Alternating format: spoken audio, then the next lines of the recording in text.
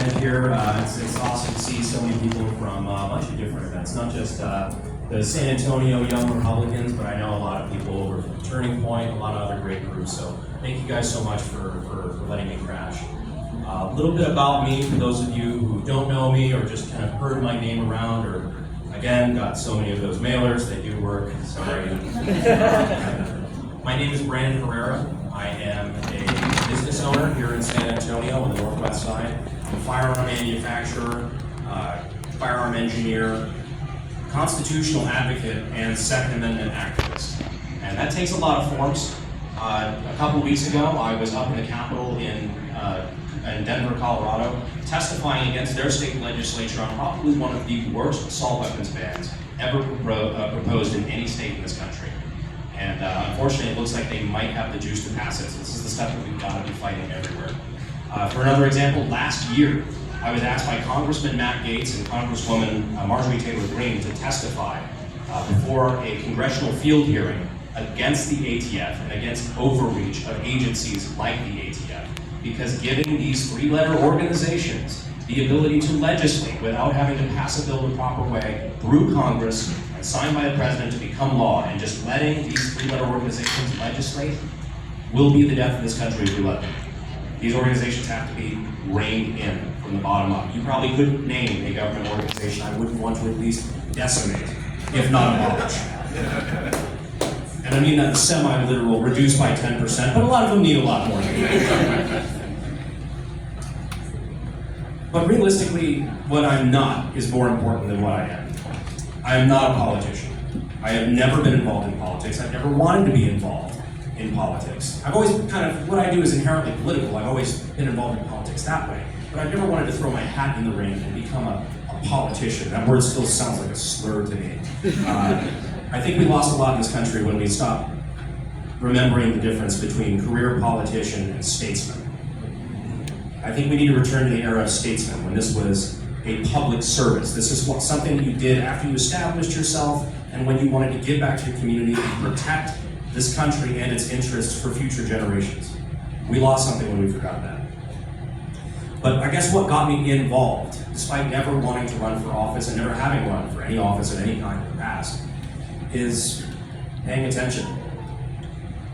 Because of what I do in the firearm industry, as you imagine, I monitor firearm policy pretty closely, and that's why it was so shocking when my congressman, Tony Gonzalez, voted, probably within about a year and a half of him achieving office, voted with Joe Biden and Nancy Pelosi for the misnamed Bipartisan Safer Communities Act. It was not bipartisan, it was just a handful of turncoat Republicans, Tony Gonzalez and John Cornyn included, who turned their backs on the Constitution, turned their back on Republicans in the district, and they voted for Biden's gun control, which, by the way, is still bearing fruit. Just a few days ago, when the Biden administration announced their new restrictions, their new closing the gun show loophole, which is really just cracking down on private individuals' ability to buy and sell firearms privately without having to go through a gun store or a federal background check.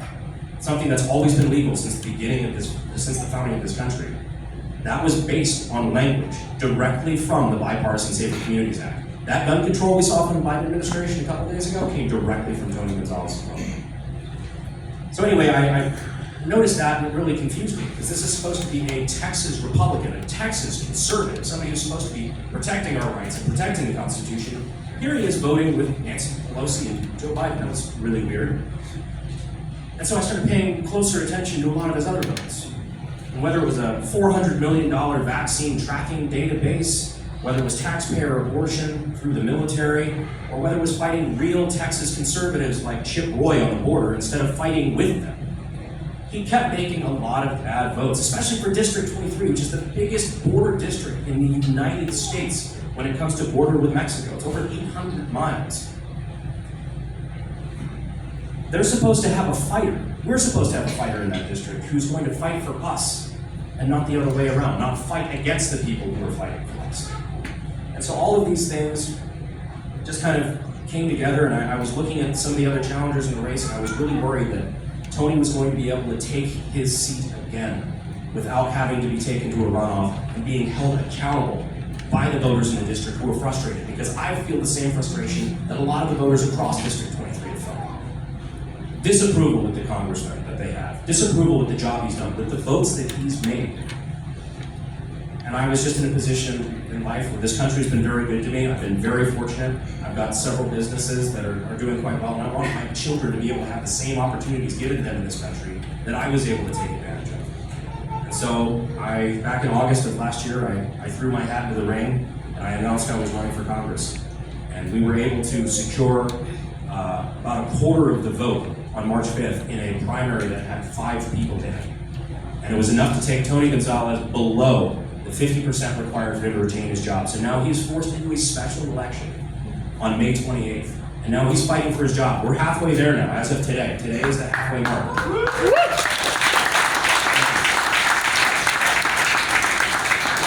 So now, instead of hobnobbing in DC and doing all the other things he's been doing for the last few years, he has to fight for his job to retain his seat with me.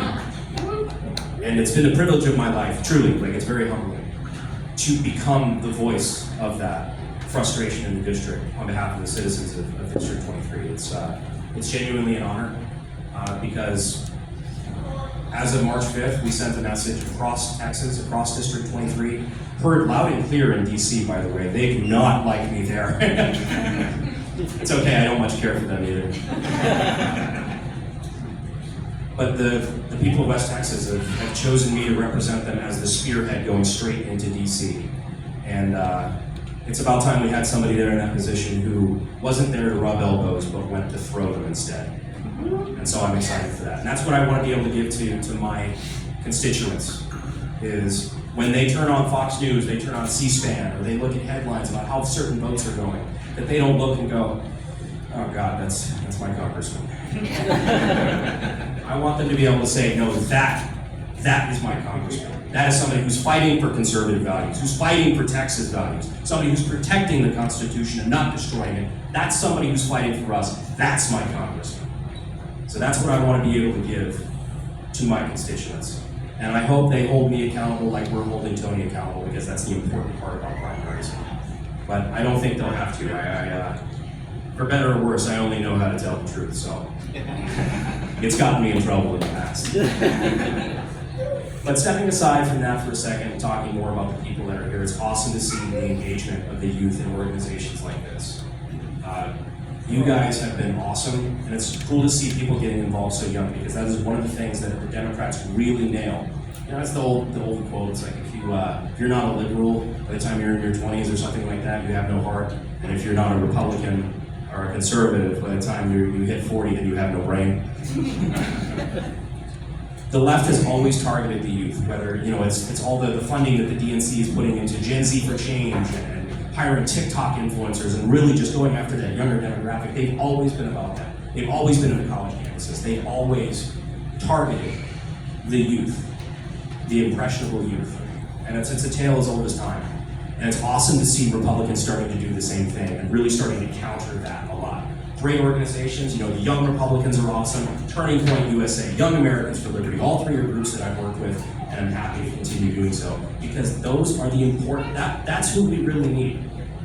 Because let's face it, those are the people that are going to be voting Republican for the next half a century. The sooner you get those votes, the longer you have those votes for the continuation of that person's life. Those are the people that we need to target, and especially those are the people that we need to get involved, because those are the ones that do the door knocking. Those are the ones who get involved, who have the time, who have the energy, that get out there and get stuff done. And we've seen that on this campaign, and we're continuing to see it. And it's just been awesome to be a part of it, and it's been awesome to see that bear fruit in front of us in real time. So yeah, really thank you to you guys, because you guys are the ones that are doing awesome work. So I appreciate the opportunity to crash this event, and I hope I see you guys on May 28th.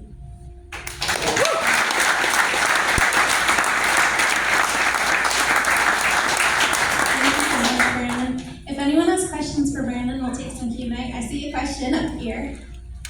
So, Brandon, you said that you would abolish 3 other agencies. Would the NFA be included in that, or would they be excluded? Well, so the NFA is not an agency. The NFA is the National Firearms Act of 1934, I believe. Yeah. Yeah, but the enforcement agency is the ATF, and I would love to see nothing more than to abolish that agency.